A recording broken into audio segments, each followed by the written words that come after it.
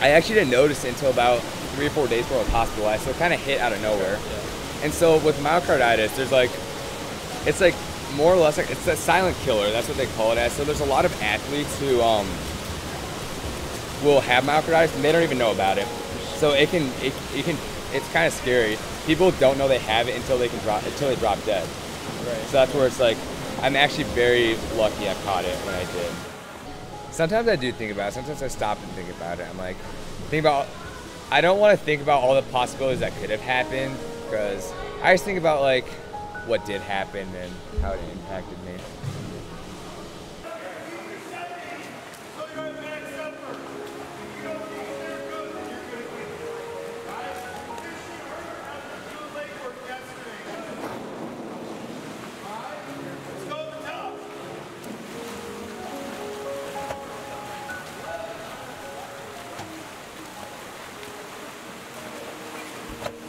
Up until that time was diagnosed, with Josh, he was having just difficulty breathing. He'd run up the stairs, just going up the stairs here in our house, and he was just short of breath.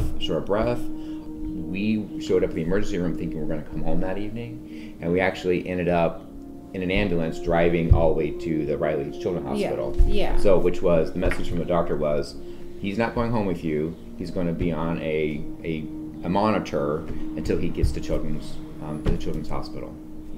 I honestly thought that they were just going to come back with, it's this or that. Here's your prescription. Go on home. Check in with your regular doctor. I was surprised. So when the ER doctor told me, I was like, wait, what? Where does he have to go? So it really was like very, very surprising to hear he had a heart condition. We didn't see that coming at all. Mm-hmm. But what we didn't know is the curve that this illness goes through. We were at the very beginning stages of the curve. It got really bad within 3 days, and that's when we got admitted into, or 2 days, and that's when we got moved into the ICU. But in the room, we soldiered up. We had to be present. We had to be there. We had to be confident for Josh.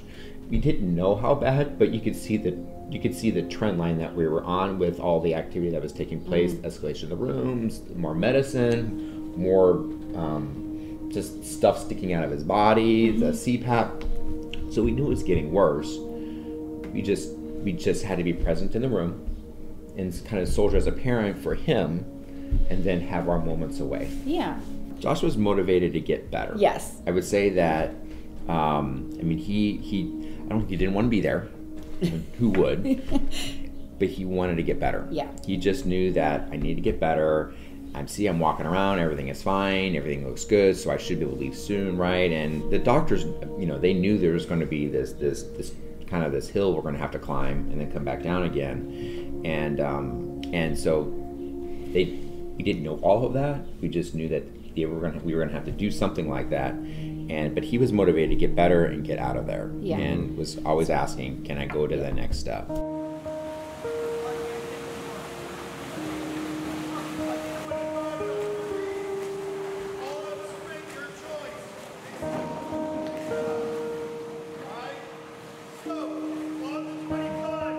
I was really miserable when I was in there. I just wanted to get out so bad. Like, at first I was angry, more or less. I was just angry at the whole situation. I didn't want to be there. Yeah. But once I came to accept it, I was able to work really hard to get out of there. I think that's what it was. Like, when I was lying in bed, I really just wanted to stand up so bad. I just wanted to get up and move around. And the doctors kept saying no, and I kept pushing. Eventually I got up and got out of bed. And then I was able to eventually walk and I was eventually able to get out of there so fast because I really wanted to work at it. Lots of family support, lots of teams. The team was great. The team, I felt like it feels like a family with these guys, and they just wanted me to be back on the team. It was great to have that.